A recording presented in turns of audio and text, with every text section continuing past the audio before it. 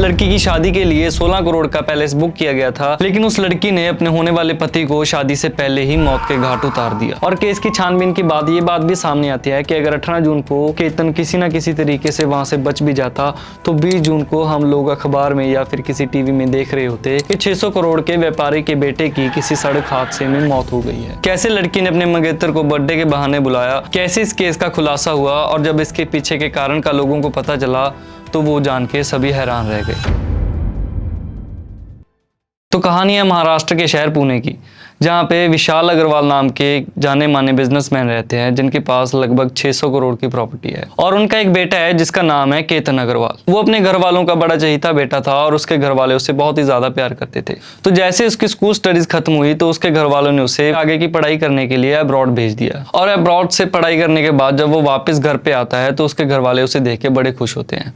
तो उसके पिता ने सोचा कि क्यों ना ऐसे अपने साथ बिजनेस में लगा लिया जाए और उसके पिता ने उसे बिजनेस संभालने के लिए उसे कंपनी का डायरेक्टर बना दिया। कंपनी का डायरेक्टर बनने के बाद उसके सिर पे काफी ज्यादा जिम्मेवारियां आ गई थी। तो केतन के पिता विशाल अग्रवाल ने सोचा कि मेरे बेटे की उम्र अब 26 साल हो गई है तो क्यों ना इसकी शादी करा दी जाए। तो विशाल अग्रवाल ने अपने जितने भी रिश्तेदार थे और जितने भी उसके बिजनेसमैन दोस्त थे उन सबसे बोला कि मेरे बेटे की अब शादी की उम्र हो गई है, अगर उनकी जान पहचान में कोई अच्छी सी लड़की हो तो वो उसे जरूर बताएं। तो तभी कुछ ही दिनों बाद केतन के मामा ने एक लड़की के बारे में बताया जिसका नाम था सिया गोयल। वो भी काफी अच्छी फैमिली से बिलोंग करती थी। उसके पिता भी एक नामी बिजनेसमैन थे और दोनों परिवारों के रुतबे एक दूसरे से मिलते जुलते थे। तो दोनों परिवारों के बीच बातचीत होती है और दोनों परिवार एक दूसरे से मिलते हैं और चेतन को सिया से मिलवाया जाता है। जब दोनों लड़का लड़की एक दूसरे से मिलते हैं तो वो दोनों बातचीत करते हैं और दोनों शादी के लिए राजी हो जाते हैं। तो दोनों परिवारों की सहमति से शादी की डेट फिक्स कर ली जाती है और शादी की डेट फिक्स करने के बाद दोनों एक दूसरे से फोन नंबर एक्सचेंज करते हैं और धीरे धीरे करके उन दोनों की फोन पे बातचीत होनी शुरू हो जाती है। शादी में अभी थोड़ा समय बाकी था, लेकिन शादी से पहले लड़की का बर्थडे आ रहा था। लेकिन बर्थडे से कुछ दिन पहले ठीक 31 जुलाई को सिया और केतन दोनों एक किले पे घूमने जाते हैं और वहां से वापस आने के बाद केतन सिया के बर्थडे की प्लानिंग करनी शुरू कर देता है और वो डिसाइड करता है कि वो दोनों बाली में जाएंगे और वहां पे जाके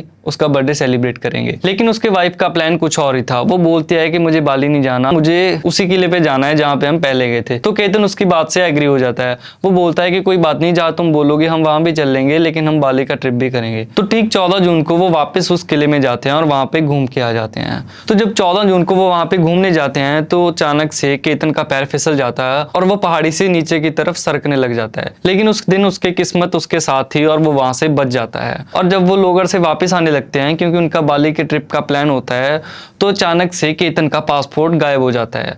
वो पासपोर्ट ढूंढने की काफी कोशिश करते हैं लेकिन उसका पासपोर्ट नहीं मिलता और जब केतन का पासपोर्ट खो जाता है, उसे उसका पासपोर्ट नहीं मिलता, तो मजबूरन उन्हें बाली का ट्रिप कैंसिल करना पड़ जाता है। और जब बाली का ट्रिप कैंसिल होता है तो सिया उसे बोलती है कि क्यों ना हम दोबारा से लोगढ़ किले में ही जाए। तो वो उसे बोलता है कि तुम्हें बार बार उस किले में क्यों जाना है। तो वो बताती है कि मुझे वो किला काफी अच्छा लगता है और मुझे ट्रैकिंग करना काफी ज्यादा पसंद है। लेकिन केतन उससे प्यार करता है और इसलिए वो उसकी बातों में आ जाता है। और जब तीसरी बार केतन और सिया 18 जून को लोगढ़ किले में जाते हैं तो वहां पे सिया उसे बोलती है कि मैं तुम्हारी अच्छी सी फोटोज क्लिक करती हूँ। तब अचानक से केतन का पैर फिसलता है और वो नीचे खाई में गिर जाता है और ये देख के सिया जोर जोर से चिल्लाने लग जाती है और वो तुरंत पुलिस को कॉल करती है। जब पुलिस आती है और वो छानबीन करती है तो लगभग 3 घंटे की छानबीन के बाद केतन की डेड बॉडी नीचे से मिल जाती है। और जब पुलिस वाले पूछते हैं कि ये सारा कैसे हुआ तो वो बताती है कि हम फोटोज क्लिक कर रहे थे और उसके बाद केतन का पैर फिसला और वो नीचे जाके गिर गया। लेकिन उस किले में इस तरह के इंसिडेंट काफी ज्यादा कम होते हैं, तो इसलिए पुलिस वालों को शक हो जाता है कि ये एक्सीडेंट नहीं बल्कि इसके पीछे का मामला कुछ और ही है। तो पुलिस वालों ने शक के आधार पे सिया का फोन चेक किया और जब उसका फोन चेक किया तो कुछ ऐसी बातें निकल के सामने आई जिसपे साफ पता चलता है कि ये सारा कुछ एक प्लान मर्डर था। तो क्या थी ये सारी कहानी, आखिर क्यों उसने अपने पति को मारा, इसके बारे में अब बात करते हैं। तो जब पुलिस वालों ने उसका फोन चेक किया तो उन्हें पता चलता है कि सिया की बात किसी चेतन नाम के लड़के से हो रही है और वो लड़का कोई और नहीं बल्कि उसका बॉयफ्रेंड था। और साथ ही उन्हें ये पता चलता है कि जब केतन पहाड़ी से नीचे गिरा तो चेतन भी वहीं पे था। और जब पुलिस वाले उसकी फोन हिस्ट्री चेक करते हैं और चैट्स देखते हैं तो उसमें साफ पता चल रहा था कि लगभग 2000 बार सिया की इस चेतन नाम के लड़के से बात हुई है। और जब पुलिस वालों को इस सारी बात का पता चलता है तो पुलिस तुरंत उसे गिरफ्तार करने के लिए निकल जाती है। तो लगभग रात के 2 बजे पुलिस चेतन को उसके घर से उठा लेती है। तो जब पुलिस उससे पूछताछ करती है तो वो बताता है कि उसने और सिया ने दोनों ने मिलकर उसका मर्डर प्लान किया था। और जब केस की छानबीन की जाती है तो एक सीसीटीवी फुटेज निकल के सामने आती है जिसमें कि सिया और चेतन दोनों एक कैफे में बैठे हैं, वो दोनों कैफे में जाते हैं और वहाँ पे कॉफी का ऑर्डर देते हैं और उसके बाद लगभग 1 घंटे तक वो दोनों बैठ के बातें करते हैं और वो बातें किसी और टॉपिक पे नहीं बल्कि उसके मंगेतर केतन को मारने की प्लानिंग की थी। और वो डिसाइड करते हैं कि केतन को लोहगढ़ के किले में ले जाके वहां से उसे पहाड़ी से नीचे धक्का दे देंगे और जो कि एक एक्सीडेंट लगेगा। और इसी प्लान को एग्जीक्यूट करने के लिए 14 जून को सिया केतन को लोहगढ़ किले में घुमाने लेके जाती है, लेकिन तब उसका प्लान कामयाब नहीं होता और जब वो उसे धक्का देती है तो वो कैसे ना कैसे करके बच जाता है। और जब वो ऊपर आया तो उसने बताया कि तुम्हारे पैरों में सांप था और उसने ऐसी वैसी बातें बना के उसे बहला फुसला के ये एहसास दिला दिया कि उसने उसे बचाने के लिए वहां से धक्का दिया था। और उसके बाद वो गले लग के उसके रोने लग जाती है, लेकिन केतन तो उसे प्यार करता था और तब भी उसके मन में कोई शक नहीं हुआ। तो उसके बाद वो दोनों वापस आते हैं और जब वो वापस आते हैं उनका बाली के ट्रिप का प्लान होता है, लेकिन सिया को ये टेंशन थी कि अगर वो बाली उसके साथ चली जाएगी तो वो उसे मारने के प्लान में कामयाब नहीं हो पाएगी।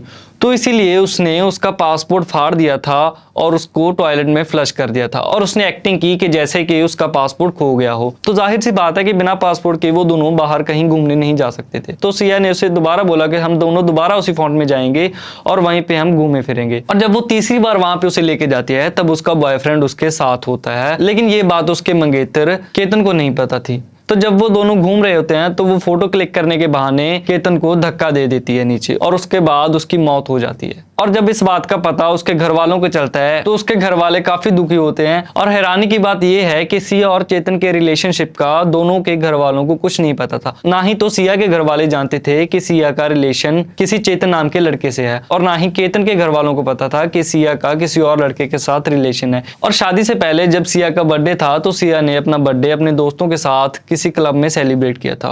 और जब उसके क्लब की फोटोज केतन के घर वालों को दिखाते हैं तो केतन की माँ उसे साफ साफ मना कर देती है कि हमारे घर में ये सारी मर्यादा नहीं है कि हमारे घर की लड़कियां क्लब वगैरह में नहीं जाती और ना ही वो शराब वगैरह पीती हैं। तो इसीलिए वो उससे थोड़ा नाराज होती हैं। लेकिन वो ये भी सोच रही थी कि केतन के मामा ने ही उस लड़की का रिश्ता करवाया था। वो सोचते हैं कि लड़की अच्छी ही होगी। और ये मर्डर होने के पहले जब उन दोनों का रिश्ता तय हुआ था तो केतन ने अपनी शादी के लिए 16 करोड़ का पैलेस बुक किया था। वो अपनी शादी को लेकर काफी ज्यादा एक्साइटेड था, इवन कि उसने उसकी बर्थडे की प्लानिंग काफी अच्छी तरह से की थी। वो उसके लिए एक बाली का ट्रिप प्लान कर रहा था। केतन जो कि सिया को काफी ज्यादा प्यार करता था, लेकिन सिया उसे बिल्कुल प्यार नहीं करती थी क्योंकि उसका रिलेशन कहीं और था। वो चेतन नाम के लड़के से प्यार करती थी। और केस की छानबीन के बाद ये बात भी सामने आती है कि अगर 18 जून को केतन किसी ना किसी तरीके से वहां से बच भी जाता तो 20 जून को हम लोग अखबार में या फिर किसी टीवी में देख रहे होते कि 600 करोड़ के व्यापारी के बेटे की किसी सड़क हादसे में मौत हो गई है। और ये सब भी उन दोनों की प्लानिंग का ही हिस्सा था। और हैरानी की बात यहाँ पे ये थी कि सिया और चेतन वो दोनों जो एक दूसरे से प्यार करते थे, जब उन दोनों को पुलिस ने गिरफ्तार किया तो वो दोनों एक दूसरे पे इल्जाम लगाना शुरू कर देते हैं। जब सिया से पूछा जाता है वो बोलती है कि चेतन ने उसका मर्डर किया है, और जब चेतन से पूछा जाता है तो वो बोलता है कि सिया ने ही उसका मर्डर किया है। हालांकि उन दोनों ने मिलकर ही उसका मर्डर किया है, लेकिन वो दोनों एक दूसरे के ऊपर इल्जाम लगाने शुरू कर देते हैं। और जब चेतन के घर वालों से पूछा जाता है तो उसके घर वाले बोलते हैं कि उनका बेटा काफी शरीफ है, वो मर्डर कर ही नहीं सकता और इसका किसी लड़की के साथ रिलेशन भी है। इस बात का भी उन्हें आज ही पता चला है।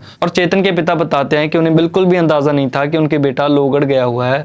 वो बोलता है कि वो अपनी माँ को ये बोल के गया था कि वो किसी मीटिंग के लिए जा रहा है। और उसके बाद जब सिया के घर वालों से पूछा जाता है तो सिया के घर वाले भी बोलते हैं कि हमारी बेटी तो काफी शरीफ है, वो ऐसा नहीं कर सकती। और सिया का चेतन के साथ अफेयर है। इस बात का भी खुलासा तभी हुआ है जब उन दोनों को पुलिस ने गिरफ्तार कर लिया था। तो जब सिया से पूछा जाता है तो सिया बताती है कि उसका बॉयफ्रेंड कोई ज्यादा कमाता नहीं था। उसका बॉयफ्रेंड मिडिल क्लास फैमिली से बिलोंग करता था, लेकिन वो चाहती थी कि उसकी शादी उसके घर वालों की मर्जी से ही हो। वो बोलती है कि मैं भाग के शादी भी नहीं करना चाहती थी, क्योंकि अगर मैं भाग के शादी कर लेती तो मैं अपनी जायदाद से भी हाथ धो बैठती, और इसीलिए मैंने भाग के शादी करने का फैसला नहीं लिया। और वो बताती है कि मैं चाहती थी कि जब मेरे घर वाले मेरी शादी फिक्स करेंगे तो उसके बाद मैं अपने पति को किसी ना किसी तरीके से मार दूंगी। और वो बोलती है कि जब उसके पति की मौत हो जाएगी तो उसके घर वाले थोड़े समय के लिए शांत हो जाएंगे और उसे शादी के लिए बोलेंगे नहीं। और इसी समय के दौरान उसका बॉयफ्रेंड है वो थोड़े बहुत पैसे कमा लेगा और उसके बाद वो अपने घर वालों को उस लड़के के बारे में बता देगी और उसके बाद वो उस लड़के के साथ शादी कर लेगी। और ये सारा उन दोनों ने मिलकर प्लान बनाया था, लेकिन आखिर में होता वही है जो कि किस्मत में लिखा हो। तो ये सारी थी वो सिया और चेतन नाम के लड़के की कहानी,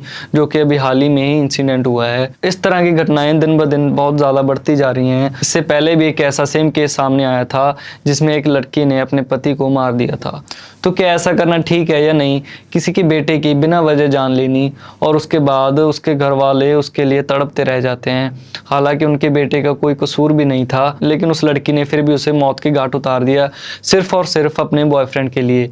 तो ये बात तो वो अपने घर वालों को पहले भी बता सकती थी ना। अपनी राय कमेंट में ज़रूर बता के जाना, और अगर आपके पास भी कोई ऐसी कहानी या फिर किस्सा है तो हमारे साथ ज़रूर शेयर करें, ताकि हम लोगों को इस तरह की खौफनाक घटनाओं से अवेयर कर सकें। और जाते जाते चैनल को ज़रूर सब्सक्राइब करें, ताकि जो डेली इंसिडेंट हो रहे हैं आप उसके बारे में हमारे चैनल के ज़रिए जान सकें। धन्यवाद।